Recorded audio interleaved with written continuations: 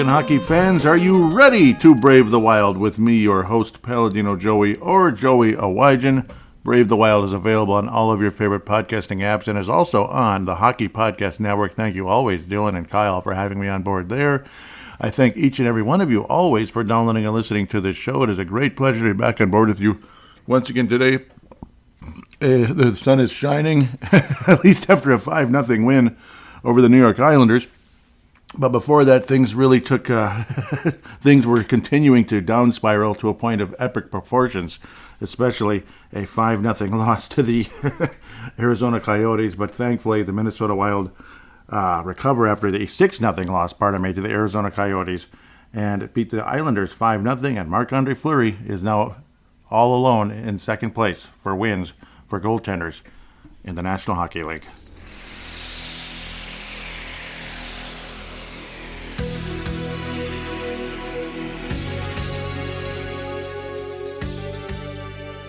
This is the 339th episode of Brave the Wild, but Marc-Andre Fleury got his 552nd win in the National Hockey League, so major congratulations there. It took longer than it should have because of, circumstances are beyond our control, sort of.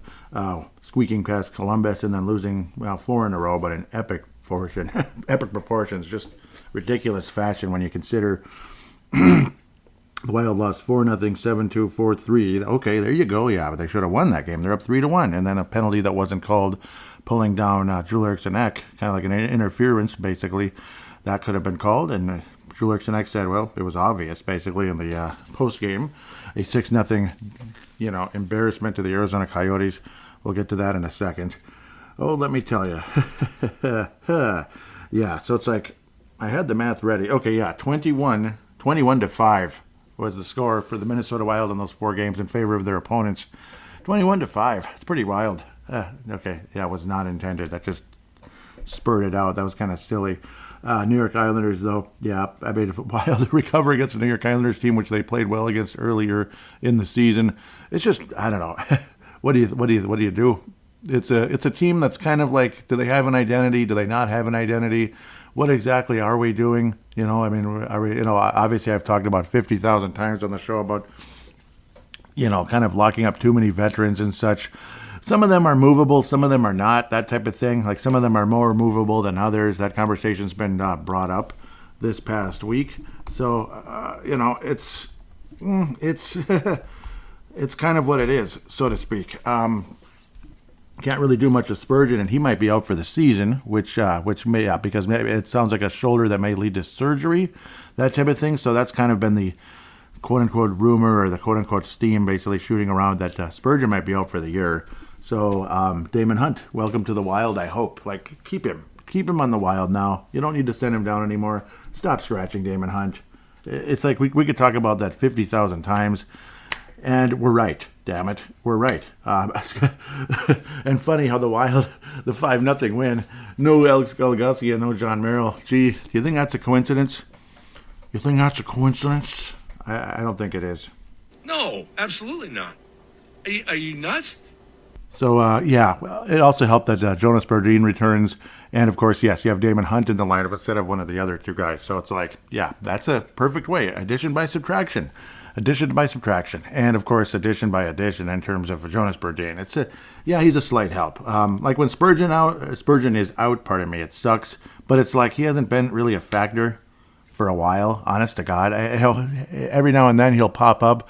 Well, yeah, this is like when he's healthy. Every now and then he'll kind of pop up. But then it's like, you know what I mean? He's not really been a factor a whole lot, and then he's hurt again.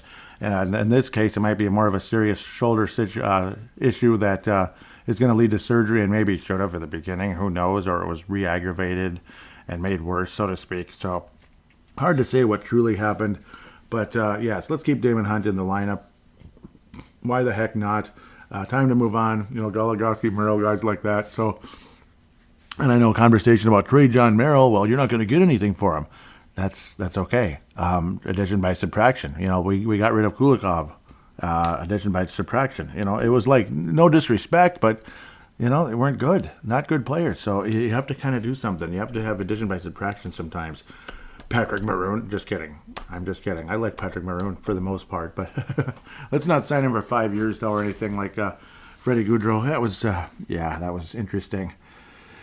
Well, if Gene Hevison becomes a head coach somewhere, that's the team to trade him to. That's the team. And they'll be like, oh no, what were we thinking? He's not like a bad player. No, he's not a bad player, but the commitment, you know what I mean? It's not that it's this terrible contract in terms of amount. It's the term. It's the commitment. Like, why? Why 5 years? What the hell were they bleeping thinking? Yeah, that kind of thing. Angry video game nerd style with that approach. Yeah, Boldy, that's a commitment, but he's 22, and obviously he's got something, I would hope. Hopefully he'll continue to get better and better, and he does show signs of getting better and better. It just hasn't taken a giant step necessarily to becoming like an all-star player. That's kind of like the thought process. Obviously, we really appreciate what Marc-Andre Fleury has accomplished throughout his career. Obviously, it's an infectious smile. It is. And it's like you see him with the Vegas Golden Knights when I got the NHL ticket years ago. And I just kept keeping up with the Golden Knights. And they went on these winning streaks, and you got to see that big smile on Marc-Andre Fleury's face. The Golden Knights had that nice, they were having some hot streaks and such. Ultimately would get beat in the Western Conference Final for like a couple of years in a row there. But obviously it's been an amazing career. 552 wins. He's got 8 so far this year with 9 losses because of, the play in front of him hasn't been so good. His goals against average would probably be a lot better this year if not for the play in front of him. They have not set him up super well. It's actually ironic. He had his lowest goals against average the year we traded for him, and he looked awfully mediocre, in my opinion, when he was with Minnesota. But I suppose, he was 9-2 during that stretch. But interesting. That's really interesting, because Talbot was so good for a while. It's kind of weird when you think about it. His numbers were actually kind of good. I mean, 274 isn't that great. But, obviously he's had great seasons with the Penguins. He has cups, but I mean the two later cups were as a backup goalie. Unfortunately, Murray was the goalie in the Stanley Cup final in those series, and during most of that playoff run, unfortunately, that's why ultimately the Penguins exposed. It's crazy to think about that, isn't it? Though how the Penguins exposed him and ultimately sent him to Vegas. Vegas was very happy to take him on, and they went to the Cup final. Unfortunately, lost. Fleury's career, generally speaking, fantastic. It's just unfortunately sometimes down the stretch of a playoff run, he's not the same. That was always the frustration, I suppose, with Pittsburgh and with the Golden Knights. But for Pittsburgh's case, at least they had Matt Murray in Vegas. It just didn't happen. Washington was on a magical run, and they took it. The year that was the year when Vegas had that, like a 10-game win streak. His last year there, 1.98 goals against average. That's pretty remarkable stuff. So it is amazing. So yes, of course, we're talking about Fleury. That's kind of he's a lead topic in today's show. He's not the lead topic. A lot of it is kind of like where really are we going, that type of thing. But you got to recognize and appreciate Marc-Andre Fleury's career with the Pittsburgh Penguins, Vegas Golden Knights, that team that's a little south of us, and the Minnesota Wild. Wow, he played 45 games with the Blackhawks, didn't he? But, it's kind of not that great. Obviously, they're not a good team and all that. At least he got to play. At least he got to be in the postseason with Minnesota. Probably not this year, though. We'll see what happens with Fleury if he wants to wind up on a different team going for a Cup run or something. So we'll see how that turns out down the stretch. You never know. But it's kind of like, many years ago, it's been a while now, the Phoenix Suns. We can kind of compare the Minnesota Wild to what the Phoenix Suns were doing in the NBA years ago, where it's like they had young players, and then they'd keep signing these veteran guys. And we're not talking, Shaquille O'Neal and Steve Nash. We're talking other guys, and if it is Shaquille O'Neal and Steve Nash, it's when they're like 36 or something. Now, of course, Nash was, better than most players. He was like the Marc-Andre Fleury of the Phoenix Suns in a lot of ways. From Canada, which is funny. It's ironic, right? A Canadian basketball player when we're talking about hockey. But where I need to be, though, they were signing veteran guys like the Dragon, the point guard. His name is blanking on me for some reason. But signing veteran guys like that, to like kind of long-term deals. And it's like Charles Barkley went on the air on TNT and was like, I don't know what they're doing. Because it was like multiple veterans. It's like, are they going young? Are they trying to win now? It's like, the Wild are always kind of trying to win now. but they really kind of can't win now, can they? They kind of can't win now, so why are we trying to win now when we can't? It doesn't make a whole lot of sense, so it's a little weird. Again, the good news is you have a pretty good farm system. You can't put all your eggs in one basket with that either, I understand. But at the same time, I don't really want to put my eggs with Ryan Hartman and Marcus Foligno either, guys like that. So, and Frederick Goodrow, yeah, guys like that. But yes, you do have potential going forward with the Lamboses and such, who's probably not going to be an all-star player, but I guess you never know. I wouldn't say indicators are that Carson Lambos is going to be an all-star defenseman. Faber, probably. So that makes up for it, because I don't think a lot of us thought that Faber was going to be as good as he is when he first was traded to Minnesota. We thought he'd be a nice, solid guy, but I don't know. He's a top-pair type defenseman. He is. A lot of us saw him as a, top four defenseman, that type of guy, second pairing, and then hope for the best. But he looks like a top pair to me. He does. Doesn't he look like that to you? So that's what I would say at the end of the day. But yeah, Marcus Johansson, it's not that long of a deal, but still, it's kind of, I don't know. It doesn't bug me that much, but it doesn't have me jumping for joy either, that type of stuff. So it is kind of like what exactly are we doing? And that's kind of been the ongoing approach. Judge Zulgad brought up during the famous Bill Guerin conversation this week, where he faced the media, like midterm, whatever, mid-season conversation, where Judge Zulgad said, yeah, is there going to be a point in this season where you have to kind of say, we're not going to make deals to, we're not going to be buyers, we're going to possibly be sellers instead. And then, Bill Guerin basically responded with I'm not going to say we're going to do this or that just yet, but it could be. It could lead to that. And it's like, okay, so at least the conversation is there, possibly behind the scenes, that we're possibly going to be sellers rather than buyers. And the contracts are not all 100%, like ironclad, you were not moving them, whatever, that type of thing. Marcus Foligno's is at the moment. Ryan Hartman's is at the moment. But see, the NTCs, no trade clause, they have options as to how many teams they can go to. So how many teams how many teams they can go to, and then there's like maybe nine teams or something that they'll refuse to go to, that type of thing. Like San Jose, that team. No, I'm just kidding. Or like traded to us. But yeah, so and the contracts update over the course of time. So at least I hope so. In some other cases, sometimes they change, sometimes they don't. Zuccarello's is kind of like, it's no move, but then there's, a few options along the way possibly as well. So at least there's some wiggle room, so to speak, with some certain players that maybe Zuccarello wants to go back to the New York Rangers. Who knows? Maybe he does. Maybe he wants to go back to the Rangers. Maybe, yeah, but unfortunately, like Hartman and Foligno, it kind of is what it is.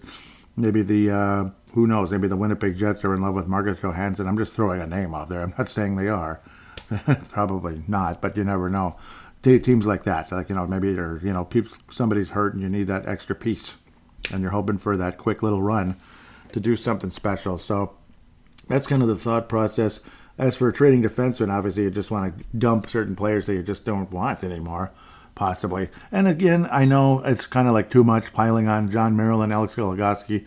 It sounds mean and all that, but at the same time, I mean, you saw the game, as Mike Zimmer might say.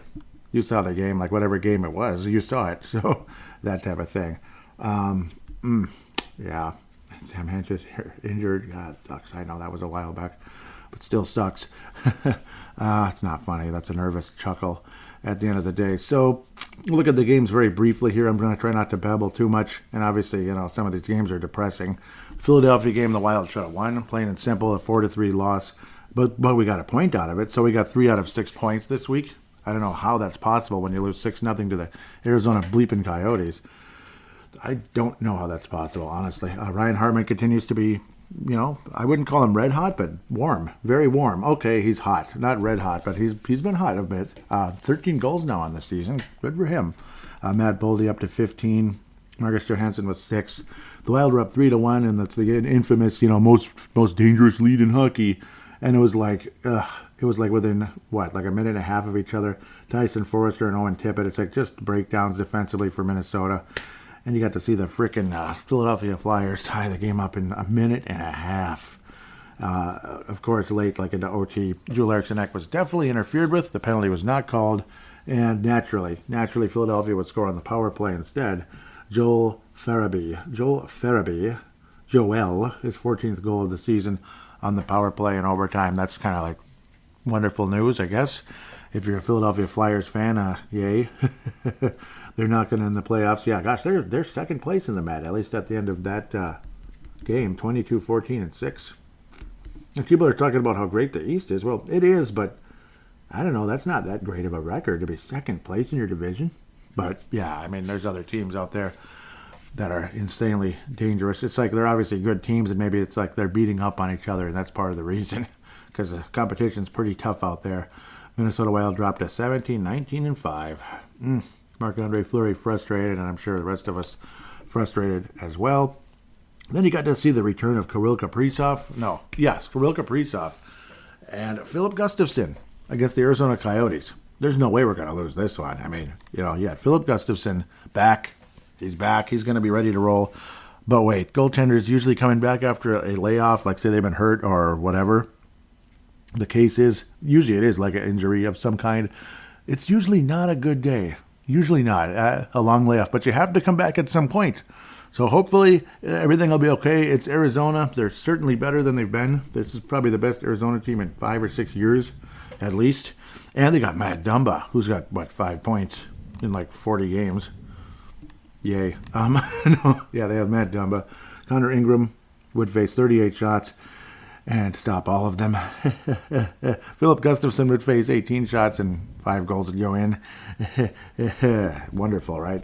Jason Zucker would get a couple of assists along the way. Logan Cooley, nothing. The former Gopher superstar, who should have scored the dagger against Quinnipiac, but it didn't happen. You go up 3-1 in that game. Game's over. Well, Gophers are national champs, but we didn't. That third goal just never came. It is just as Minnesota as it gets. Jack McBain, a guy who I forget who I called him last week. I said the completely wrong name because I always listen back for quality control, of course. That was embarrassing. Jack McBain, I guess, was the guy I was talking about, and I can't remember who I mentioned. I think it was a way better player, and I feel stupid about that. So Jack McBain was the guy who obviously, kind of big time the Wild, like, yeah, get rid of me. I don't want to be I don't want to come to Minnesota. And then Bill Guerin's like, oh, if you don't want to be here, you don't have to be here. We'll get rid of you right away. And we did. And it was a decent trade, actually, considering Jack McBain's got to be probably the bottom 6 player in the NHL. Great college career, but was he a great prospect? Well, I don't know. Paul Fenton might have thought so because he was a reasonably high pick. It was like a second-round pick. So, yeah. But to the other guy, not Schmaltz Alt, who did get an assist in the game, and I had an alt beer last night, so I thought about Nick Schmaltz. Schmaltz Alt, that's from formerly from Shell's Brewery. They took that out of the lineup years ago, much to my chagrin. It's a nice winter beer, but anyhow, a guy from Minnesota that we all liked, and he was, like our fourth-line center, third-line center at times, tall guy, former Gopher, very highly touted player going to the Penguins and such. He's had an okay career, but definitely didn't live up to the hype of a first-round pick, shoulder injuries and such throughout his career. Scores a hat trick against the Minnesota Wild. They were blowing the bugle in Xcel Energy Center. Oh, yeah, they were blowing the bugle all right. A hat trick for Nick Bjugstad, and it was actually a second of his career, but a hat trick for Nick Bjugstad against the Minnesota Wild. Are you fucking kidding me? Epic. Just epic. Hat trick for Nick Bjugstad. All right. Well, Fleury would eventually come in. I believe that was the 5th goal. Yeah. I made it 5-0. 5-0 Arizona. 5-0 Arizona. Hat trick for Bjugstad. A couple of hats came down, and that's cute and everything.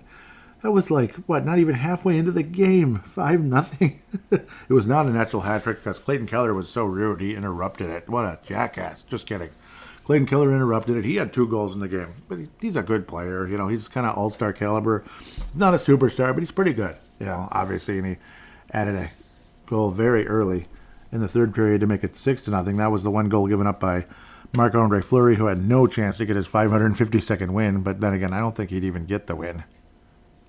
Well, maybe if he held them scoreless and we scored 7 goals or something. But yeah, sure. Sure, we were going to do that. Sure, exactly, right? Yeah, but that's kind of all you need to know, really. That was one of those kind of games where that's all you need to know. I'm glad we were wearing the North Star jerseys and stuff, but we didn't represent them well. We looked a lot more like the 1987 North Stars, not like the 81. Heck, the 78 North Stars weren't good either, were they? That's why they had the number one pick in the draft, I think. Bobby Smith, 77 into 78. Bobby Smith was the first overall pick in the draft. Good player, but I don't think he was a number one overall pick type of guy necessarily. Unfortunately, someone else was, and he wasn't even drafted. He was signed by the Edmonton Oilers. Yeah, that guy. I can't remember who that is, but think late 70s, early 80s, a certain guy went to the Oilers. Yeah, you probably know. I don't need to tell you who. I sound like a dummy anyway. I sound dumb even joking about it, but yeah, I don't know. That's as Minnesota as it gets. A lot of things are. But I mean, one of those things, I don't think the North Stars could do anything about that at the end of the day. It just is what it is, right? Nothing you can do. The team that was a nemesis for the Edmonton Oilers in the early 80s, and ultimately the team that was, their dynasty was ended by the Edmonton Oilers, finally. They beat Edmonton for their fourth Stanley Cup, and then Edmonton came back the next year and said, "It's over, go away, we're the new dynasty now." What a cool couple of years of hockey that must have been. Like, say, New York Islanders third, fourth, and then Edmonton's first and second. That must have been so nice. I was alive, but I was a little kid. I was like, 5, 6, 7 years old or something like that? No, I was more like 4, 5, 6. Yeah, I was really young. Yep, 85, I was 6. So, now that I've said that number one too many times, the Islanders, they have a winning record, but 6th place in the Met. Obviously, it shows you how tight the Metropolitan Division is. Their record isn't that much inferior from Philadelphia's, but they're 6th place. There, I said the number 10 more times. The Wild went 5-0 and they sweep the season series. Easily our best game in forever. You could say a feature presentation and all that. Connor Dewar with a steal and an unassisted goal because of it, forcing a turnover, getting the puck and scoring. That was awesome. And now you have Jonas Brodin back. He was like the final piece other than Spurgeon returning, and the Wild show up to play in a big way. And I got to think Jonas Brodin is about as big a shot on the arm as you can possibly get, pretty much. At the end of the day, Fleury only faces 21 shots. Sorokin, who's really struggled in New York this year, was actually pulled during the game. He might have been hurt, though. Ken Appleby. No, Sorokin wasn't pulled. It was Appleby that was pulled after giving up 2 goals. My apologies. What am I talking about? On only 8 shots. They're like, no, okay. And then Sorokin came in. But he struggled this year as well, giving up 3 goals. Islanders shut out by Minnesota in the Xcel Energy Center. Joel Eriksson Ek with his 16th and 17th goal of the season, continuing to play super strong hockey, and he did during the course of this week. There was some kind of weird rumor floating around about the Wild and the Vancouver Canucks with Joel Eriksson Ek. I'd say impossible. Like, why would the Wild trade him away unless it's like an unbelievable, unless it's an unbelievable one-sided type of deal. Like they just blow us away. That's the only chance the Minnesota Wild, I think, deal away Joel Eriksson Ek to the Vancouver Canucks or anybody right now. He's one of the better players. Like, he's one of those guys you keep, obviously. He's not Ryan Hardman. He's not Marcus Foligno, Goudreau, all that. I think you figured that out on your own before I said it. But, yeah, Joel Eriksson Ek's value is off the charts at the end of the day. As far as I'm concerned, it's Marc-Andre Fleury and Joel Eriksson Ek that are going to bring in the Mike Modano Award for this episode in particular. It has to be. It has to be Joel Eriksson Ek and Marc-Andre Fleury. I think those two guys outplayed everybody else for the most part. Obviously, the return of Brodin is just a wonderful, wonderful thing. I don't know. It's like a total team effort, though, when it comes to the James Shepard Memorial Popcorn Maker.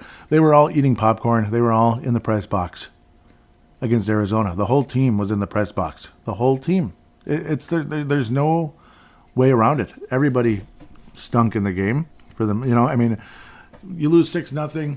Everybody's just kind of screwing around, that type of thing. Just kind of watching Arizona get around them, like watching Nick Bukestad get by you. You need Bobby Knight to basically go after you with that one. You're going to watch him go by you, then I'm just going to walk out of here. I'm leaving. Blankety blank. I'm sick and bleeping tired of the whatever our record was at the time. 17-20 record, that type of thing.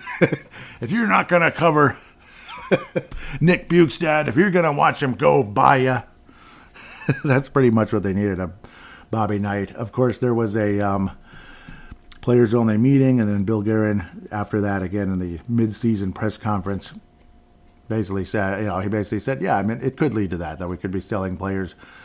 I don't know. I mean, it's mostly like the thought of having to move. Oh boy, like moving really sucks. And I'm sure players hate that with a passion, even if they're not necessarily in the greatest situation of all time. Like, we're not en route to 4 Stanley Cups in a row here, like the Edmonton Oilers. Four out of 5 with them and 4 in a row with the New York Islanders. That's what I'm staring at right now. Yeah. We're probably not en route to any type of a dynasty team anytime soon. So it's like, yeah, I mean, the thought of leaving the Wild isn't necessarily the end of the world.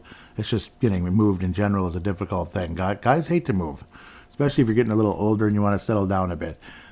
So I guess put the fear of God in them, I guess. I don't know. I mean, it shouldn't have to take that. Like, play better. And again, Jonas Brodin coming back definitely is a huge shot in the arm for any team gaining a guy of that caliber.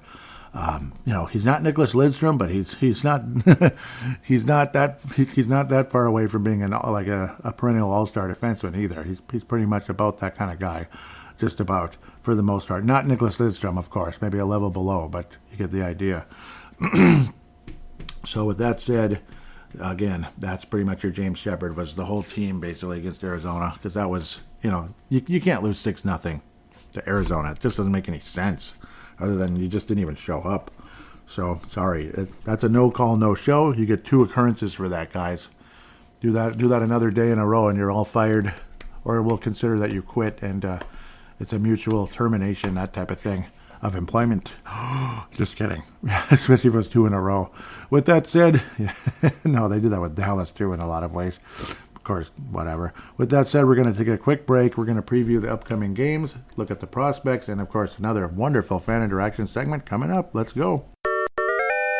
And now a word from our sponsor at the Hockey Podcast Network, DraftKings. We know hockey games move fast, but with DraftKings Sportsbook, an official sports betting partner of the NHL, you can score faster than anything happening on the ice. This week, new customers can bet $5 and get $200 instantly in bonus bets. Download the DraftKings Sportsbook app with code THPN. New customers can bet $5 and get on the NHL and get $200 instantly in bonus bets, only on DraftKings Sportsbook with code THPN. The crown is yours. Look at a couple of notable games going into tonight's game on Thursday.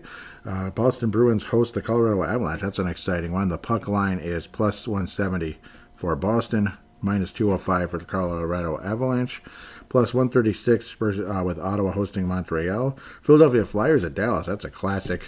The Bobby Clark type of deal, right? Minus 218 for the hosting Flyers. Plus 180 for the Dallas Stars, Minnesota Wild, and Lightning, of course. Lightning are a plus 170, Minnesota Wild minus 205. Ouch. But that's how that goes. Canada matchup, Calgary's been hot, kind of, sort of. Toronto's all over the place. Calgary's minus 225, hosting the Toronto Maple Leafs, who are a plus 185. Oilers, who are red hot, are hosting the Seattle Krakens, plus 114, minus 135. Again, this is the puck line. Golden Knights at Rangers, epic. Golden Knights minus 230, plus 190 for the New York Rangers.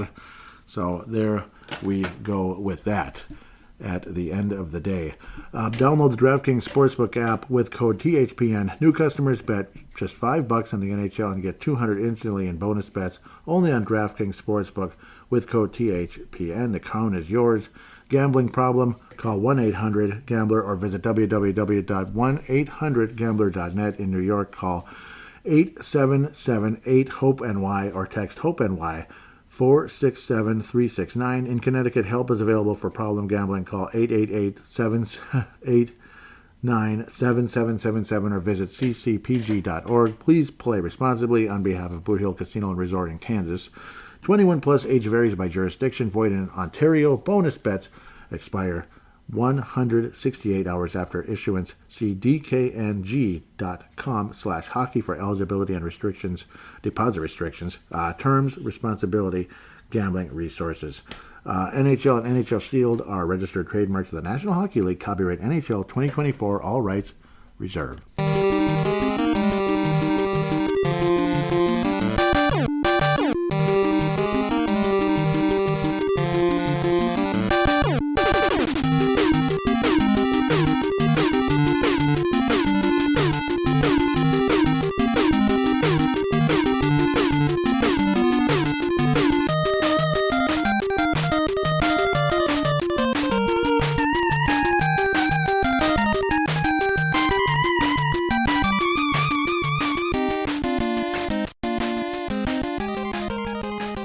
And we are back here on Brave the Wild, segment number 2, previous segment. I believe it's 4 games, and yes, I thought so.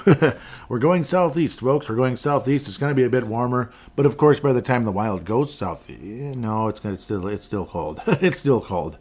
It's not going to be warm until Sunday, actually, around here. It's crazy to think, those of you that, well, most of the country in the United States, it was a massive tsunami of cold weather. I mean, really cold weather. When we're talking 15 degrees in Austin, Texas. And it was actually warmer on the edge of Greenland in certain areas, like 20-something. Greenland, something's not normal there. That's pretty cool, pretty crazy. That is a Arctic blast of epic proportions.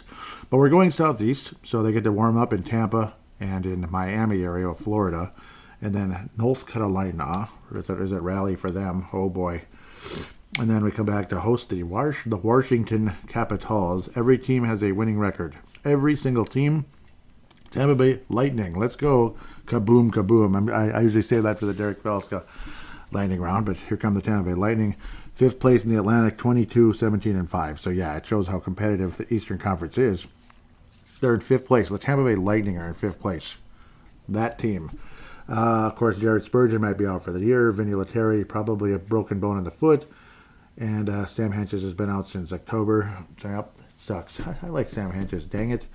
Eric Sternick, he's been out since, January 11th. Did not play. Okay, well, he didn't play then. Tanner Janot, injured reserve as of Jan 6th. Hayden Fleury. Ooh, Hayden Fleury, huh? Injured reserve. Happy New Year. I hate that phrase now. I've heard it too much already. Stop saying it, okay? But that was on New Year's Eve that day. Anyhow, Tampa Bay 7th in goals. Wild are 25th. Goals against their 28th. The Wild are 21st. It's weird. The Wild lost 4-1 in a listless performance on Jan the 4th. Last time we played Tampa, because, yeah, that was just 2 shows ago. Very recent, as we came into this year called 2024 anyway. Who cares? It's the same hockey team when we're in the same jobs and all that stuff. So whatever's happy or new about it, get back to me on that one, please. I'd like to know. Please. Anyhow, power play number 20 in the league is the Minnesota Wild. Tampa Bay Lightning, number 1. Numero uno. Yeah. Penalty kill, the Wild are 28th. Tampa Bay is 14th. Would be nice to have better special teams. I mean, they're both in the upper half of special teams in the NHL, is Tampa Bay. The Wild are in the lower half. In fact, we're in the bottom of the bottom when it comes to penalty kill. Penalty minutes, we both suck. 29th and 28th. Minnesota is 29th, of course. Got to stay out of the box, both of us. So on and so forth. Tampa Bay 4-1 in their last 5. Because that Minnesota game kind of got them going. Of course, they got thrashed by Boston 7-3 after that, but then beat L.A., New Jersey, and Anaheim. Not bad. Home games, but L.A. and New Jersey, not bad, and crushed Anaheim 5-1. Here come the Lightning, possibly. We'll see. Vasilevsky, 2.86 goals against average. It's almost as bad as us. 2 shutouts for Jonas Johansson. Interesting. Only 1 for Vasilevsky, but Jonas Johansson, 3.45 goals against average. What's up with that? And both goalies under 90 in save percentage. Vasilevsky, 89.8. Johansson, 89.1. Okay. Kucherov, 72 points on the season. Almost 2 points a game, man. He is kicking some major butoxis. 28 goals and 44 assists. 23 power play assists, 10 power play goals. Stamkos, the wily veteran now with 41 points. About half. That's just crazy when you think about that. But still, point-a-game player, and he's about halfway than Kucherov. It's crazy.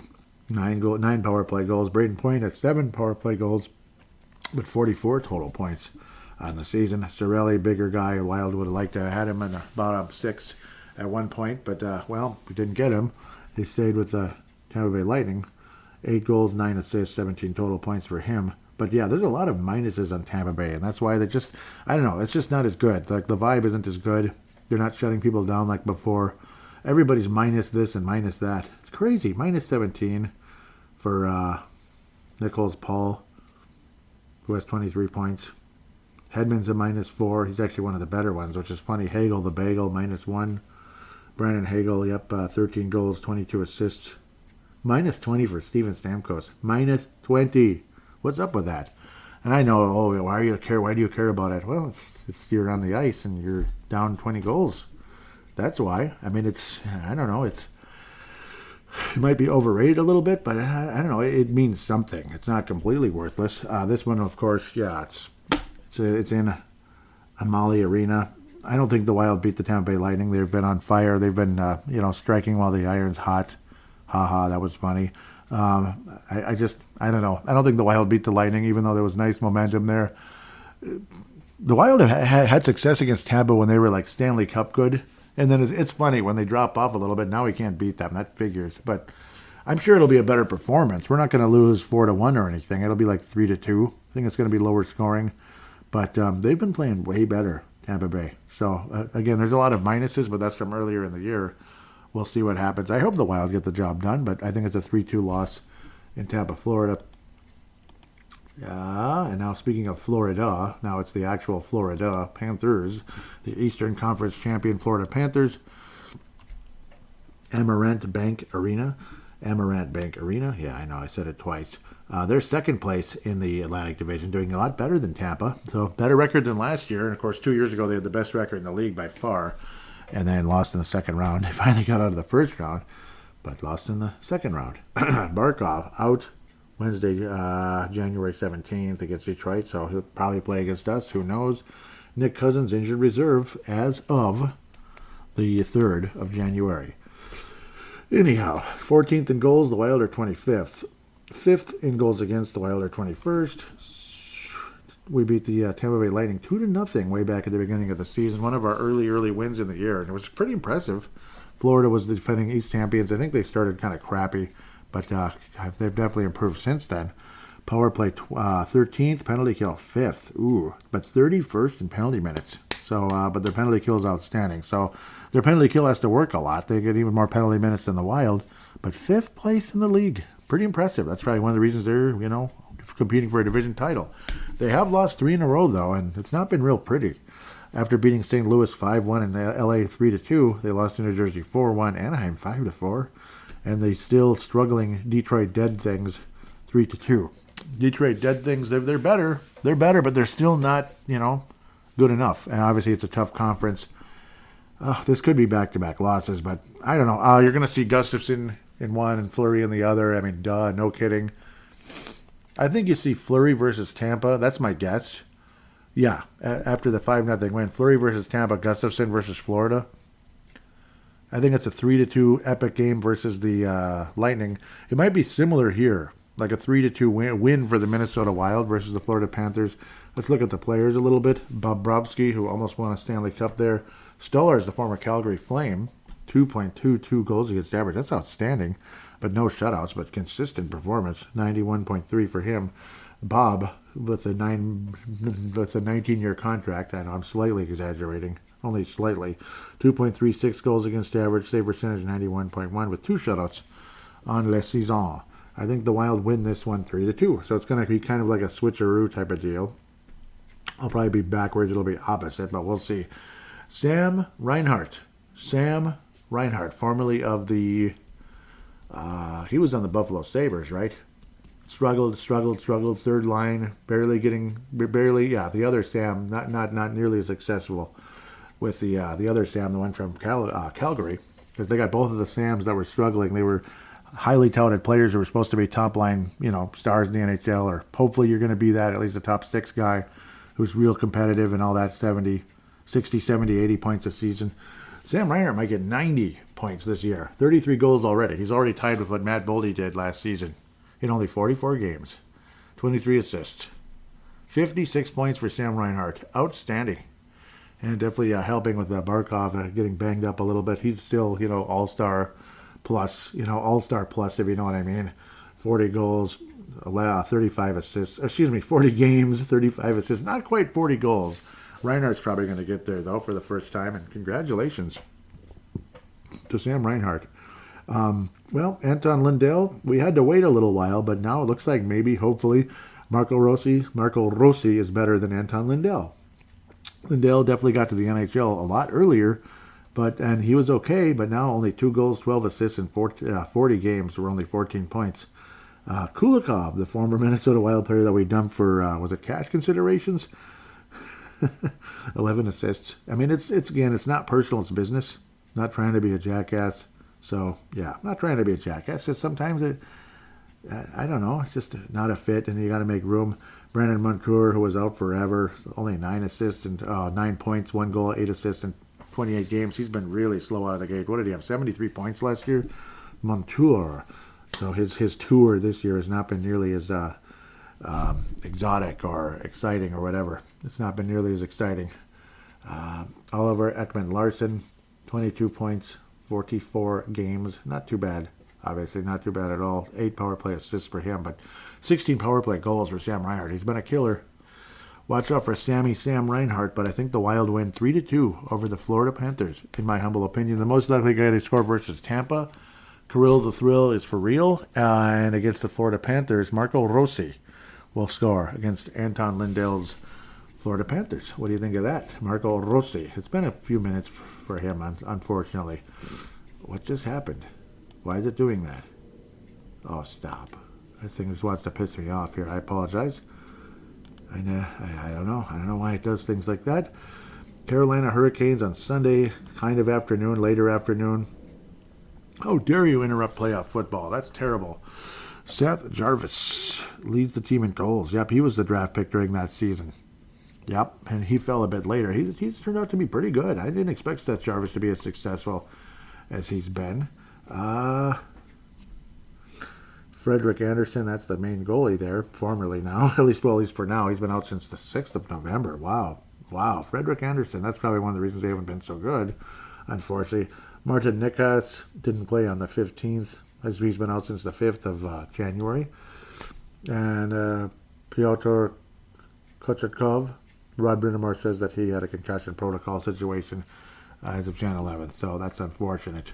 Rod Brindamore, of course, the head coach of the Philadelphia Flyers, just kidding, former Flyer player, but head coach of the, they call them the Carolina Hurricanes anyway, and he played for the Hurricanes too, and won the Stanley Cup. Also, 5th in goals in the league, 4th in assists. I don't usually bring up assists, but that's a gaudy number, so I got to bring it up. 4th in the power play, that's pretty good, and 7th in the penalty kill.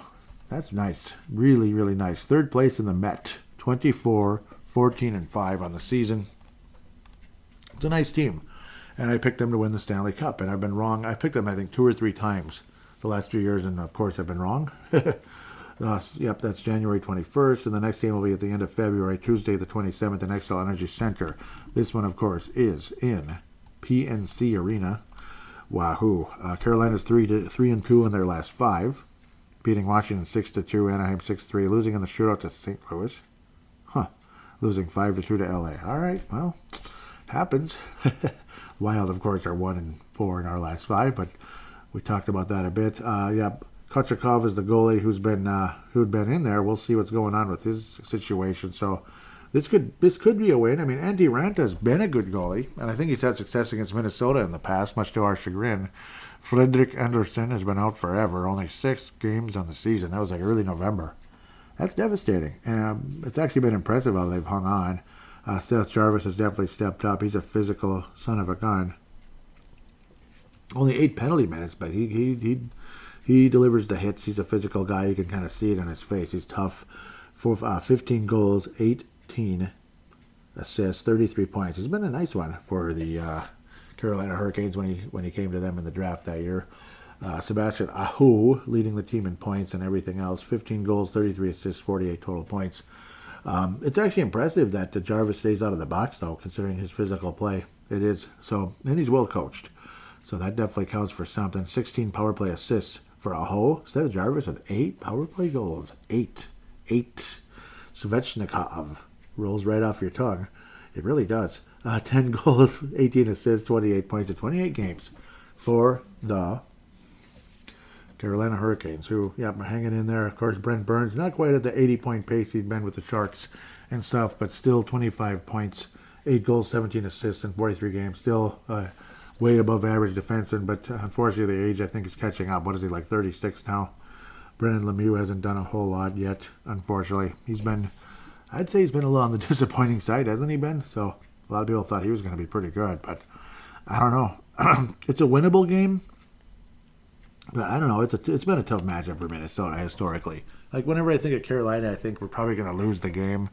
And until I see anything different, what do I have the Wild going in this week? I have us losing to. Yeah. Okay. Yeah. Yep. I see what I'm going to do already. Okay. So yeah, I don't think the Wild are going to beat Carolina. We never beat them, and it's over there. Something along the likes of well, and it depends on who the goalie is. See, like Ranta. That could be a golden opportunity, but even Ranta has been successful against Minnesota historically. His save percentage is 87 on the season, though. That's pathetic. That's pathetic. So it's an opportunity for Minnesota to do something. They did the Carolina Hurricanes 5-2, but I'm sure with our luck, Kochkakov will be able to be back. So I'm going to assume he's going to play. It's just my guess. I mean, it's it's a few days away yet. We got 2 games since between now and then in the Southeast. I don't know. I mean, concussions are what they are. It really depends. It all depends. So, and he'll have been out for like 2 weeks. It kind of depends on how bad it is, I guess. Sometimes it's just like a minor ding, and you're okay after like a week or so. It's a tough one, but I'm gonna go with history on this one. Carolina Hurricanes win the hockey game. Final score 4-2 with an empty netter, that type of thing. Empty net goal. Most likely going to score for Minnesota is going to be Faber. Faber is going to get another goal on this one, believe it or not. It's the Carolina Hurricanes, but the Wild did not win the game. Washington Capitals come to XL Energy Center. I've liked the way the Wild have played against this team of late, and they're not real good. The Wild actually did lose in the shootout, though, this year, but we were really stuck in back then. Not that we aren't stuck in now, but the 5-0 win, and we got Jonas Brodin back helps. Lost in the shootout October 27th. Washington is 3-2 in their last 5, 4-3. Yeah, so they've kind of been win-loss, win-loss, win-loss. The Wild have been loss, win. So a couple of 4-game losing streaks after a 4-game winning streak. That's interesting. Very interesting. They're 30th in goals. Their power play is 30th. They're 10th, 30th in goals against. No, 30th in goals for, 10th in goals against. They're 5th in penalty minutes in terms of like way less than us. Yeah. 160 less than the Wild. That's nuts. Penalty kills 13th. Power play 30th. They're just not scoring goals basically in Washington. And maybe Ovechkin won't play. He was out for Jan 16th, so we'll see. This is next Tuesday, so that's plenty of time for him to possibly recover depending on how severe the injury is. Is it severe? Is it not? Charlie Lindgren. Yeah. Charlie Lindgren's been pretty good in that. 2.24 goals against average. That's good.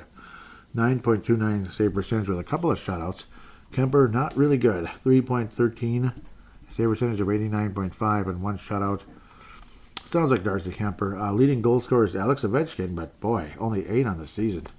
And I remember he was struggling like this, and then he had a hat trick. We were like, oh wow, Ovechkin hasn't done much this year. Wow. That's surprising. And then boom, boom, boom. It was 3 one-time goals basically. Like one-timers. Oh, that sucked. Yeah, but only 27 points in 39 games for Alex Ovechkin. That's shocking. Nick Dowd, the son of Jim. That's right, the former Minnesota Wild. And, of course, New Jersey Devils Stanley Cup champion. Not a whole lot to brag about there in Washington. I think the Wild win this hockey game at the end of the day. For the sake of time, let's keep moving here. It's going to be a 4-2 win for Minnesota. And maybe 5-2, something like that. But 4-2 win. I don't know, because Lindgren's been good, so who am I kidding? But maybe it'll be Kemper in that. We'll see. 4-2 win for the Wild. Kirill Kaprizov again? No. Should it be? I mean, I always imagine him scoring against Washington. Yeah, let's go with Kirill Kaprizov versus Washington. 4-2 win for the Minnesota Wild. Boldy, though, is going to have multiple points in the game. So I'll throw that as a minor little kind of a parlay, you could say, going forward. With that, we're going to take a quick break. We're going to look at the prospects real quick. What am I talking about? Jumping ahead here a little bit. Right? Why am I doing this to myself? So, I should have had this up a little better, and I apologize for that. Spacek finally had a point there this past week. He's now at 4 on the season for Iowa. They're still struggling, though. Valsteed, whatever you want to call him, gave up 4 goals in his first game back with Iowa. So that 7-0 demolition didn't help. McIntyre had been better, but they weren't scoring. It's just, and the only guys that score pretty much are like some of the veterans. O'Rourke has definitely taken a step forward, though. Let's be fair. He's now at 9 points on the season, and he's looking stronger and stronger out there as well. He's actually passed Carson Lambos in points, which is kind of funny and crazy. Johansson's at 7 points. He chipped one in not too long ago. Spacek. I hope I've been saying it, not SpaceX. Spacek.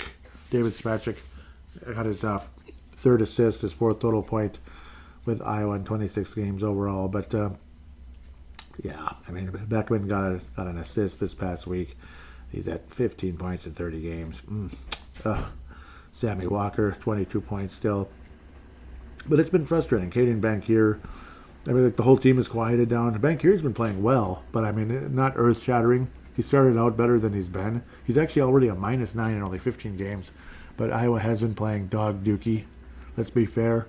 I don't think O'Rourke is a bad player, like the -16, and Johansson's bad. No, -17. The team's dog dookie, unfortunately, and it's frustrating. I don't know what else to say about it. I was saying Milne's out for the season. No, it was a long-term injury, but he came back.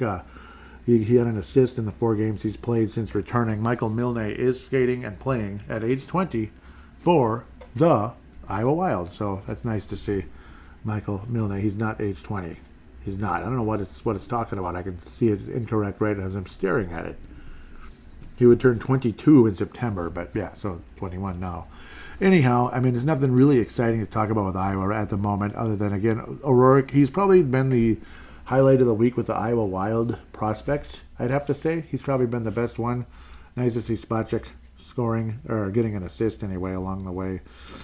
Sweeney's only 7 games on the season. It's just depressing. It's absolutely depressing. And then Hedges has been out, forever. So, oh man, it's not all rosy, unfortunately, and that's extremely disappointing at the end of the day. Merit Huznadinov playing for Sochi, of course, and he has 12 points in 33 games at this moment, 5 goals, 7 assists. He's rejected for 17 points on the season, so at least he got something this past week, but it's been a slow climb, and obviously, again, his minutes have been limited because they're, being difficult. I'd like to say they're being dicks. Yeah, they're being difficult. Yeah, you could say they're being dicks, too. I don't know. It's dumb. It is dumb. Liam Ugrin, of course, again, Ogren. I know, I've heard it pronounced both ways. I'll just go with Ogren. I keep saying Ugrin, though. Obviously, again, no gold medal for Sweden, but the USA got it, so that's good. At the very least, in the World Junior Classics, he had 2 assists in 7 games, so we'll get that going there. Swedish Hockey League, now 4 goals in 7 games, so good for him. He had, 2 goals in 5 games, so now he's added a couple goals, so good job. Liam Ogren, so he's up since then. He's played 2 games, 2 goals for Liam Ogren. Nice to see the progress there. Obviously, definitely something. I mean, hopefully he can be a Kevin Fiala type at some point in his career. That'd be wonderful. And then you add Faber to it, so it looks like a great trade for Minnesota. And it didn't take long for Faber to come, thankfully. That's obviously fantastic. What am I looking at here? I was like, what am I looking at? 37 points in 47 games now for Danila Yurov. Projected now at 49 points on the season. 16 goals, 21 assists. Again, this is the KHL for Metallurg. Yep. Magnitogorsk. Gorsk. I'm probably mispronouncing it. Magnitogorsk. Metallurg. Magnitogorsk. Yeah, we'll see.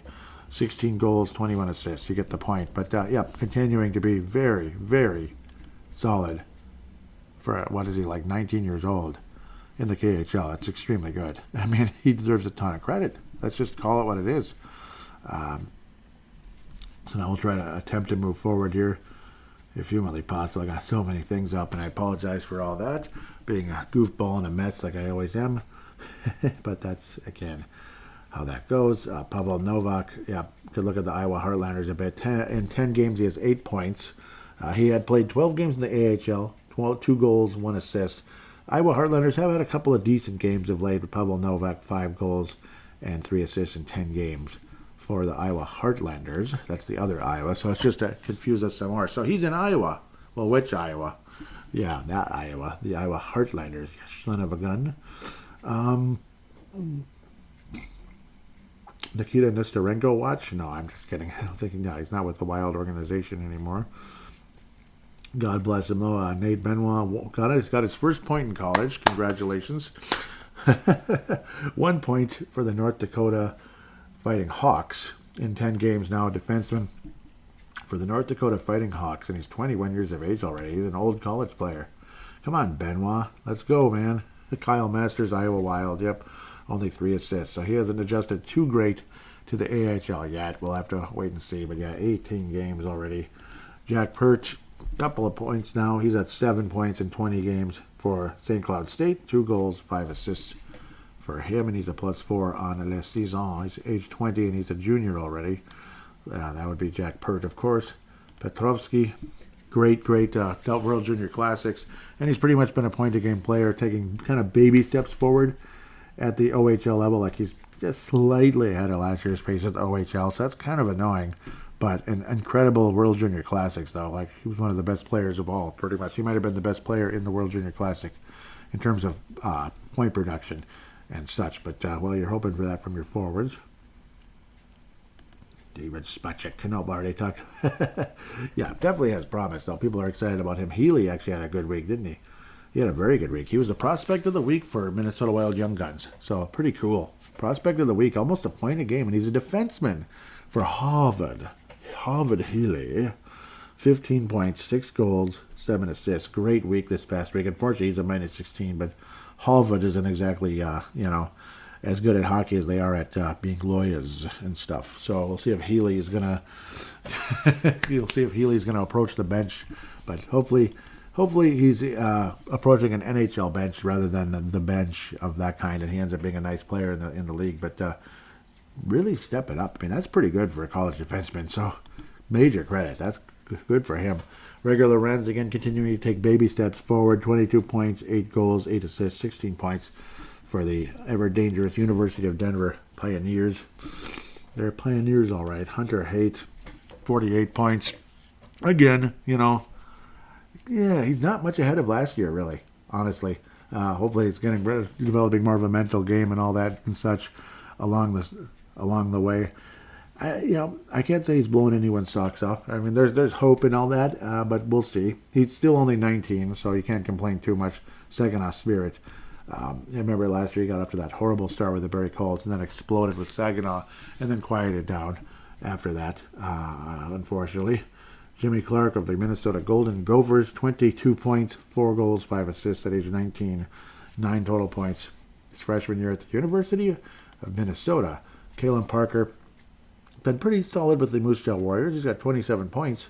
That would be again in the WHL. So 5 goals, 22 assists for him, and he's a +10 on the year versus being like -40-something with the Victoria Royals previously. Aaron Pionk, again, 18 points, or excuse me, not 18, 11 points. He's about a point a game guy now in 20 games. Half a point a game is more accurate. I apologize. Half a point a game player as a defenseman, coming in on a Hermantown, playing for Duluth, not having to travel too far there to get to the UMD. Riley Height continues to be, obviously one of the better ones. Quieted a little bit this week, though. It certainly didn't have a dominant week, and Healy definitely took advantage of that and earned that Prospect of the Week award at Minnesota Wild Young Guns, MNW players. Prince George Cougars, though, Riley Height still almost 2 points a game, but not quite there at this stage. He has quieted. 22 points, 50 assists, 22 goals, 50 assists for 72 total points in 40 games. It's definitely nothing to sneeze at, but a quiet week, and it happens. Kumpalainen is literally a point a game, point a game, point a game, point a game, point a game, point a game, point a game, point a game. 31 points, 16 goals, 15 assists for 31 points, 31 games. He's just been keeping the pace forever. And Charlie Stromel, well, he got his 6th point, 3rd goal on the season. Good for him. 18 total games, only 6 points. So he's at 0.3 points a game if you do the simple math there. 2nd year of Wisconsin, and on pace for about the same numbers as last year. In fact, you could argue he's actually lower, but at least he's better in the minus category. The plus-minus category, and his penalty minutes are down, but it is a better coach at the moment. Well, obviously, Hastings is a pretty damn good coach, let's just say. I'm not trying to crap on the former guy, but Granato, but at the same time, I mean, Hastings is an established guy. So let's just call it like it is. Unfortunately, they did not win the national championship, did that team. So that's how that goes at the end of the day. So what's next? That's the end of the prospects. Charlie Stramel, not the happiest way to end some of these. I should not start with him. Or I should not end with him. It's kind of depressing. I don't know. Hopefully things change, but not looking like the best first-round pick the Wild ever made. With that said, we're going to take a quick break and jump into fan interaction ASAP.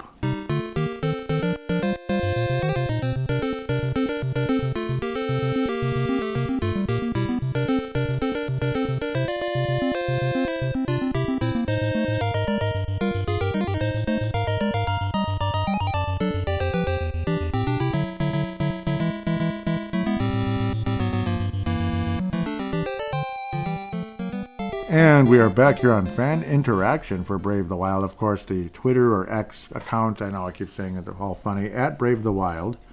At Brave the Wild. And of course, when you want to interact with the show, hashtag BTWMN. I put up a poll this week. Yep, not quite as viral as the last one. Why is this so... Okay, I know why, because I didn't press the latest. I was like, what the... That didn't make any sense. So I apologize. Again, hashtag BTWMN, and then, of course, when I click latest, it gets everything in chronological order, so I'm not, missing your comments. That'd be mean. Somebody commented on the last episode. Who's that? Stephen Miller. Currently drafting 7th. With some more stuckage, they can move up to 5th. Yeah, yep, that'd be cool. So, looks like there's a response. Yep, hashtag embrace the tank. Oh, got a couple of responses. Let's get to them. Might as well. This might go for a minute, though. Tom Hayen, anything can happen once you're in the lottery. Of course, we all know the league will hand the Crows to the top. Yeah, the Crows the top pick again. I mean, the Blackhawks, yep. But getting in the top 3 isn't out of the question, and that's much more valuable than a second-half run that ekes the team into the Western Conference number 2 slot and first-round exit. Yeah, okay. No, wild card too, not Western Conference. Sorry about that, Tom. Yep, I apologize. Steve Miller says getting number 3 is likely out of the question. I don't see a super tank happening from here. It's number 1 or number 2 or their original draft position +1 +2. Firearm responds with fire Karen. Whoa, no, he didn't say that. That's in his name. I actually like our chances. If they're that low in the standings, the NHL would like nothing more to drop San Jose to 3, like what they did with Colorado and Detroit back when they were that bad. Yeah, yep. Yeah, interesting. Oops. No, I probably... Good. It's all ready to go. Okay. I said, did somebody say embrace the suck? 6-0 Arizona is the definition of it. A hat trick by Nick Bukestad? That's all you need to know. And I've been saying that phrase way too much lately. Yep. Derek Felska, here we go, responds with a hat trick early into the second period. Yeah, the Wild never showed up, but they had a 20-plus minute players-only meeting. So maybe that will give us a little more against the Islanders. Whoop-de-doo. They probably have their tee times scheduled already. Now it's saying, literally not even trying, Arizona looked like the 22 Penguins versus the 2011 Minnesota Wild. Whoa. That was like a lot of responses.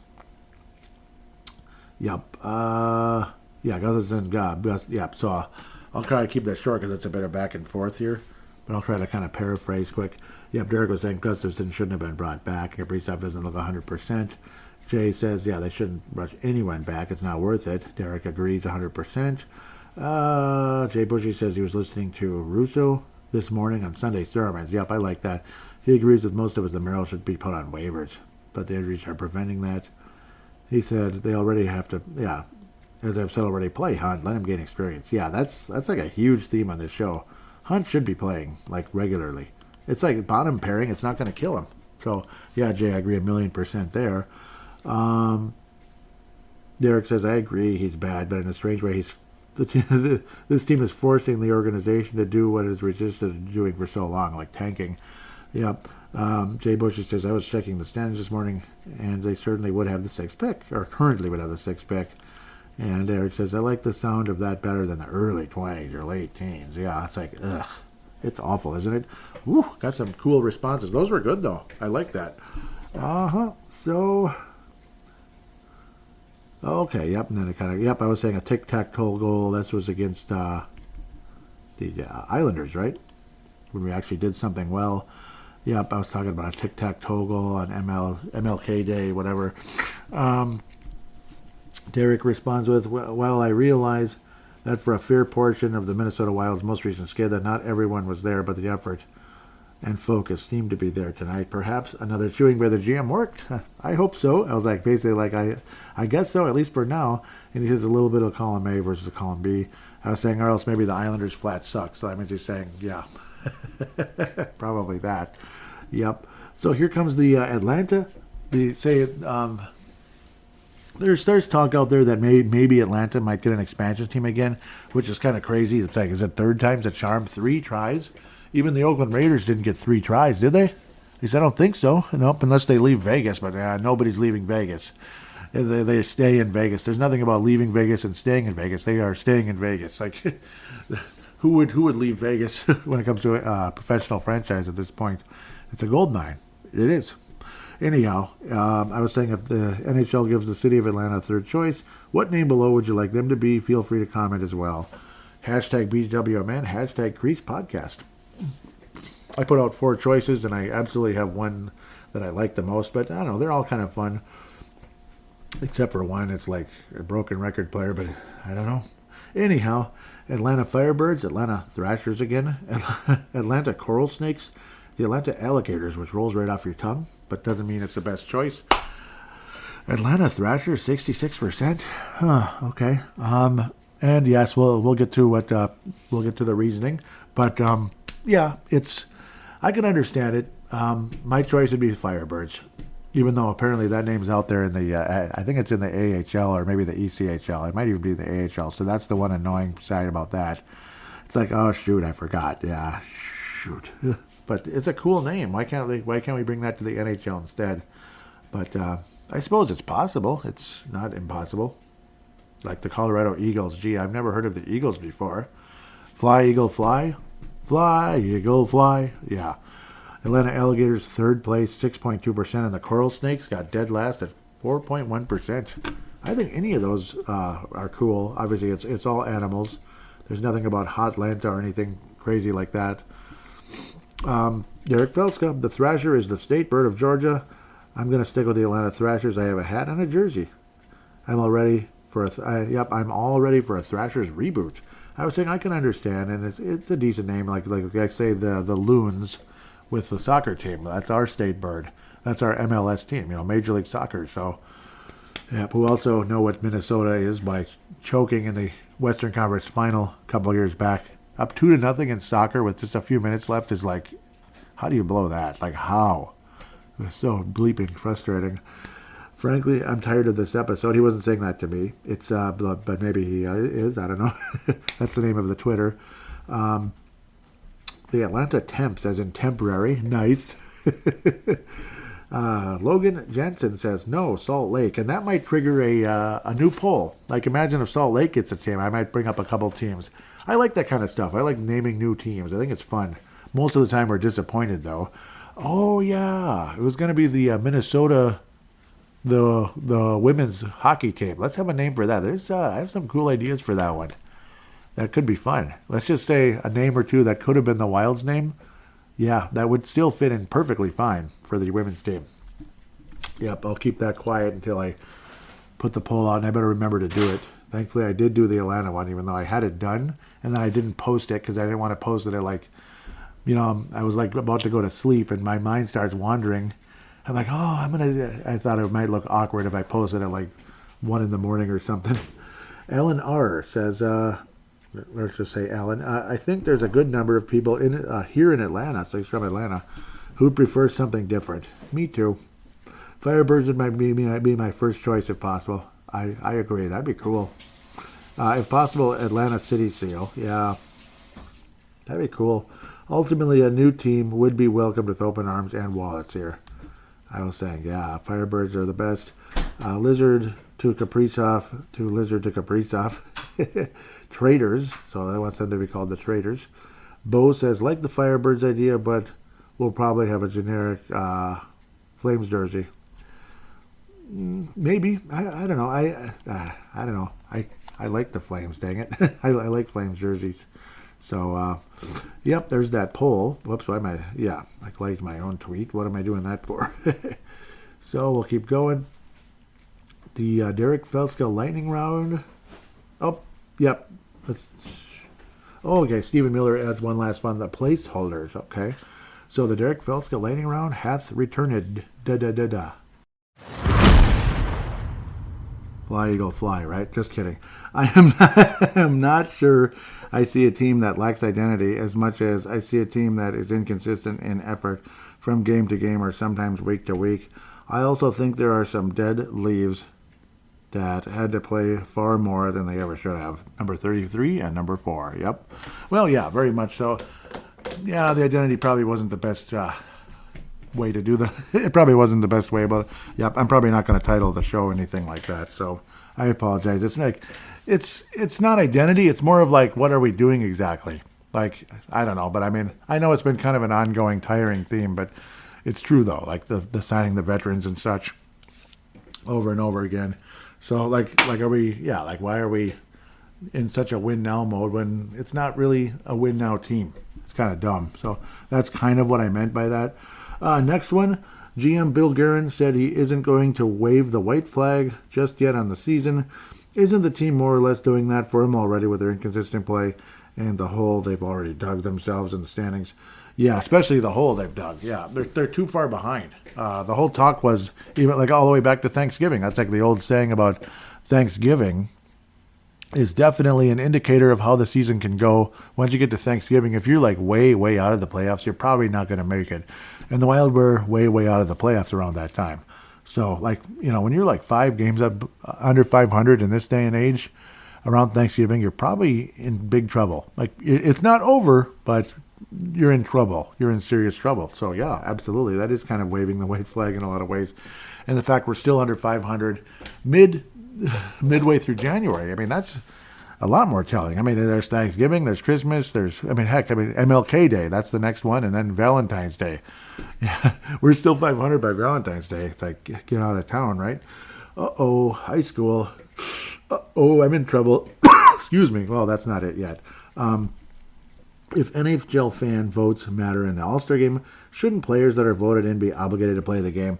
I'm not a big fan of the All-Star Game, but if that matters, then shouldn't they have to be there if they're healthy? Yeah. So it's like, yep, because I know a player this past week basically said, yeah, he's not going to go. And that would be Bjorkstrand, Oliver Bjorkstrand from the Seattle Kraken. Yep. So it's like, yep. So that's kind of where things are going there at this stage. So players would rather go on trips and such. So, yeah, it's like he already had it planned. Maybe he wasn't expecting to go to the All-Star game anyway. So it's like he wanted to plan a trip. And it's like, you know what? I'm not canceling it just to go to the All-Star game. So, yeah, I mean, I understand. It's kind of a catch-22, I suppose. I don't know. They should be there, though. Yeah, I mean, it's only fair, I suppose, or otherwise get rid of the whole All-Star weekend. But I'm sure the NHL won't do that because it's a money grab, that type of thing. So it is interesting, though. It's like, yeah, I already booked a trip. Why would I go to that? You know, come on, man. I'm not going to cancel my trip. That is kind of a tough situation, man. That is tough. Like, you weren't expecting to go to that, and it's like, oh, shoot. You know, you're actually disappointed. Minnesota High School had 4 players rated in NHL Central Scouting midterm rankings. Number 47, Javon Moore. Number 64, Hagen Burroughs. Number 132, Alex Lunsky, and number 157, John Stouch. Shouldn't that alone make them the favorites to win the Class A tournament this year? Yeah, probably. Yeah. So that one isn't too hard of a question. I was like, oh, I'm in trouble. I think so. Yeah. I mean, Minnetonka, you know, they've obviously had great basketball over the years, but they've had tough hockey teams as well. And they're probably due to win a state tournament again. You know, so. It wouldn't surprise me if they did, especially with that level of talent. I mean, that's NHL Central Scouting. I mean, that's really high end. Shows that further and further that we are indeed the state of hockey. Here it comes. Nick Bjugstad. Yep. Derek Felska lightning round continues as Nick Bjugstad scored a hat trick against the Wild Oh, sorry, I almost have a sneezing fit here. As Nick Bukestad scored a hat trick against the Minnesota Wild, his former team, the fans rained down lots of stocking hats from the hat giveaway before the game. Oh, man. Uh-oh. What was the coolest fan giveaway you could think of? Can be any sport in your opinion. The fan giveaway. That's sad that they gave them, they kind of just rained them down. Oh, I would have kept them. Yeah. See, me, I'm the kind of person, I'm not throwing my hat down. Yeah, I mean, it is kind of sad. Like you just got it and then we just throw it down. Yeah. That's kind of sad. Coolest fan giveaway. I mean, I liked the bobbleheads, I guess, even though it's like, because it's like they become kind of rare and valuable sometimes. Like, say, the Timberwolves, it might be kind of lame. Obviously, there have probably been better ones than that, but that's the most memorable for me personally. I might be drawing a blank on if there was a way better one out there. Did they give sticks away at one point? I mean, that's really nice. That'd be crazy, but no, it's probably not. I know I got, I don't know what I'm talking about. Bobbleheads, though, like, say, the Kevin Garnett, Wally Szczerbiak, Chauncey Billups. You know, there were those. I forget what other ones. It was Kevin Garnett, Wally Szczerbiak, Chauncey Billups. Yeah, imagine getting the Garnett one. I got the Wally Szczerbiak one. But then again, those, though, were like a lottery. It was a giveaway, but you'd get a number, like 1 through 4 or something. And then whoever got, because it was like a certain group of fans would get it. And they'd say, number 17 or whatever. I'm just saying like that. And then, I got it. And you go get your Wally Szczerbiak bobblehead. I got the Wally. I didn't get the Chauncey or the Garnett. I'm forgetting the other player, who it was. It might have been Joe Smith. I can't remember who the other one was. Probably not as memorable of a player. But that was a pretty cool giveaway because it's a valuable item. Like, bobbleheads aren't exactly like the coolest thing in the world necessarily, but they definitely have value. And if it's like a one-time thing, yeah, and there's only like a few thousand maybe in the whole world, I mean, that's, it could have some value for sure. So that was a pretty cool giveaway, even though it was more of a lottery one. I would have liked to have that stocking cap, but unfortunately I wasn't at the game. So that would have been a nice one too. I feel bad that they rained them down. Hey, keep it. That's kind of sad. But maybe hopefully they're given to charity or, to somebody else that can use it, maybe to stay warm, that type of thing. People that are struggling, obviously, that might not have a home. I feel sad about that. Yeah, because I saw that too. It was sad. Yeah, of course you didn't get to see as much of it necessarily, but on TV. But still sad. Yeah, obviously Derek knows. I mean, Derek wasn't at the game either. He's in Wisconsin, so I don't know why that makes me sad, but it does. Jay Bushy says the Athletic reported that interest in the Flower could heat up if the Wild are out of the playoffs. Do you think he'd go to a contender for a shot at another cup? I think yeah. Why not? I mean, I think he would, but it kind of depends on how much he's just kind of comfortable here, I suppose. But odds are this might be his last season anyway, or it'll just be a temporary thing. It's not like, it's like, what the heck, he's a competitor. He probably doesn't want to be on a non-playoff team at the end of his career, maybe one last shot at it, even if it's as kind of like a backup or a platoon type of thing somewhere. I wouldn't be surprised. Yep. I wouldn't be all surprised. I'm sure the interest was going to heat up, yeah. It kind of depends on, I guess, him and Bill Guerin and their relationship and such, and how they truly feel about the whole situation. Ooh, here comes an interesting one. Derek Felska says, if the Minnesota Wild were Star Wars characters, so instead of video games, we're going to Star Wars, who would be Luke Skywalker, Han Solo, C-3PO, Chewbacca, R2-D2, Princess Leia, and Darth Vader? And so if they were Minnesota Wild players, Darth Vader has to be... well, that's probably Marcus Foligno, or actually it could even be Bogosian. He's kind of got that look, or somehow, like Patrick Maroon kind of makes me think of what's his name a little bit, but maybe he'd be Han Solo. I could be way off with these, but then again, who's to say? Luke Skywalker has to be, who looks like Luke Skywalker type more than you'd think it would be. Kirill Kaprizov. Maybe it's because Luke Skywalker struggled a little bit. He wasn't good right out of the gates until the very end. Maybe it's Matt Boldy. It's kind of that young boy look, Luke Skywalker's Matt Boldy. Han Solo. Chewbacca. That's Bogosian. C-3PO. That's kind of like the whiny one, right? That would have definitely. You know who that would have been in the past? C-3PO would have been absolutely would have been James Shepard. He's like very whiny, kind of and kind of weak, you know. Oh dear. No, I'm just kidding. Han Solo. Well, you know who kind of looks like him a little bit? Kind of the closest might be Duhame. Yeah, Brandon Duhame. R2-D2. Kind of the quiet, kind of just do stuff. Maybe that's Kaprizov, because R2-D2 just got the job done, didn't he? Like, he always got the job done. He was the best. So maybe that's Kaprizov, actually. So Skywalker's Boldy. Han Solo is Duhame. C-3PO, that would have been James Shepard, but on this roster, oh boy. Otherwise, R2-D2 is Zuccarello. It's between those two. Princess Leia, though, geez, I don't know. Oh, man. Princess Leia. Oh, I don't know if I want to do that one. That's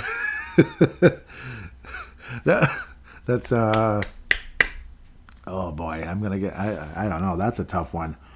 So Skywalker, Boldy, Solo is Duhame, C-3PO. I haven't even decided that one. Chewbacca is Bogosian. Dang it, I don't know. Princess Leia is Matt Dumba. No, okay, I'm just kidding. C-3PO. That might have been. Yeah, see, like the Timberwolves have had a lot of whiners over the years. That'd be like what's his name? I don't know. D'Angelo Russell. He's like a C-3PO, or even Karl Anthony Towns. Shoot, at times. I'm having a hard time actually. I would have to kind of. Oh Lord, what did I do this for? All I'm doing is making it hard on myself. I don't know. Jules Ericsonek.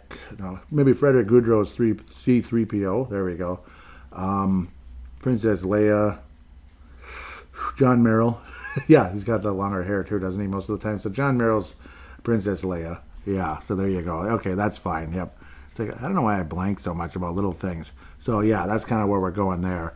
I think I said everybody. C-3PO is... Didn't I say somebody? Yeah, Goudreau. Goudreau's C-3PO. R2-D2 is Kaprizov because he just gets the job done, that kind of thing. Might not be as talkative as some of the other guys. Darth Vader is Felino. Yes. So that is everybody. Yeah, cool. That was a fun one. Oh, and that does wrap up the questioning. That was awesome. Thanks for that. That was a nice send-off there. Derek Velska coming in out of western Wisconsin. Coming from Elk River, ultimately. But no, that was funny. I like that one. That was cool. Yeah. So hopefully my choices were okay. Maybe I might throw that one back at you just for fun to see what characters you would choose. You and Kalisha and Teresa might choose for that one. That's a fun one. I like that. I'm gonna throw that on your next show if that's okay. So as soon as the bat signal comes out, or I might, or maybe you don't even, because I think last week I don't even know if they did the bat signal for Crease Assist. So better wrap up the show here. I'm babbling a lot and it's getting late and all that. So I'm probably boring you with some of my ongoing back and forth here with myself, basically, right? Oh, maybe this, maybe that. So anyhow, big shout out, obviously M&W Young Guns, Minnesota Wild Prospects. Again, obviously love you guys love what you guys do. Proud to be a part of it, even though I haven't posted in forever, but still love conversations we have and such. And yeah, I mean, really nice talking about Ryan Healy this past week. That was really good news to see him emerging like that. Big shout out to Minnesota Wild Global, Scott Cavendish, David Abraham, Kathy Main, Chad Walski, Chance Kostick, David Kostick. Awesome page. Kathy Main, if I didn't mention. Michael Fick. Yeah, that's a great page. Patrick Turner coming from Minnesota Wild Nation. Huge shout out back to you as well. Coming in out of Florida. Awesome. Great Facebook page for the Minnesota Wild. And of course, the Crease and Assist podcast. Derek Velska, Kalisha Townsville, Teresa Ferries, and I'm going to throw the Star Wars question at you when I get the chance. why the heck not? That's fun. That stuff is fun. It's creative. It's fun. It's entertaining. My picks might be, maybe you think they're warped and dumb and crazy, but that's kind of the fun of it, right? Maybe some of you think that Kirill Kaprizov is Princess Leia. So, and I don't mean it as an insult, but I don't know how else to put Princess Leia, though. I don't know. I mean, maybe it's Zuccarello like Kaprizov and Han Solo. I don't know. I don't know what I'm talking about. I'm crazy. So, yeah, like I don't mean it as a bad way with Princess Leia. It's kind of tough, though, because it's, I don't know. I don't know where to go with that one. That's the hardest one to do. So we'll hear what you guys have to say with that one. I don't mean it as an insult to Princess Leia or John Merrill either way. I mean, it's just fun, being fun about it. So hope nobody took offense to any of that one way or another, like, yeah, calling anybody inferior for whatever reason. So that's the tough one. I'm sorry. It just is. With that said, I hope all of you have a wonderful week. In Minnesota Wild, I guess 500 this week, and I guess continue to embrace the suckage, I suppose, or maybe watch somewhat better quality hockey during the process as well.